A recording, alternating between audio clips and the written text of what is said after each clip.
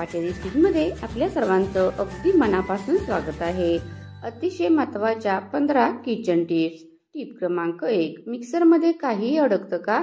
Mixer चालू करण्याआधी ब्लेडला थोडं तेल लावा, पेस्ट लवकर होते आणि काहीही चिटकत नाही। टिप क्रमांक 2, डिश वॉशिंग लिक्विड संपलं तर बेकिंग सोडा आणि थोडं लिंबाचा रस याने प्लेट चमकदार होतात। 3, स्मार्टफोनने रेसिपी पाहताना हात ओले असतील तर स्क्रीनवर पारदर्शक प्लास्टिक शीट लावा। टच स्क्रीन काम करतं आणि फोन खराब होत नाही।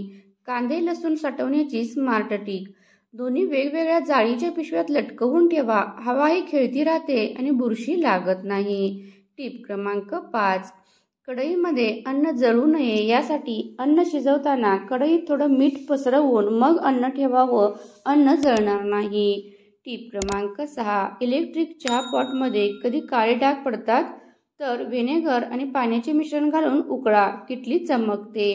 टिप क्रमांक 7, भात चिकट होतोय का? तांदूळ शिजवताना पाण्यात थोडं लिंबू रस घाला, भात मोकळा राहतो। टिप क्रमांक 8, कढईतील चरबीदार डाग दूर करायचे, लिंबाचा रस आणि बेकिंग सोडा लावून 10 मिनिटांनी घासावी, चमक येते।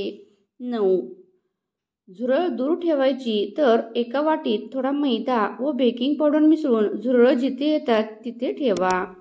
टिप क्रमांक 10, लसूण सहज सोलण्यासाठी लसूण 10 सेकंद मायक्रोवेव्हमध्ये ठेवा, सोलणं खूप सोपं होतं। टिप क्रमांक 11, डाळ पटकन शिजवायची असल्यास त्यात थोडं तेल व हळद टाका, डाळ लवकर शिजते आणि पचायला हलकी होते।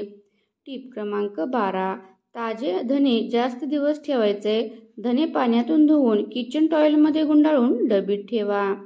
टिप क्रमांक 13, कढईला अन्न चिटकत असेल तर प्रथम थोडं मीठ गरम करून काढून टाका, मग तेल टाकून स्वयंपाक करा।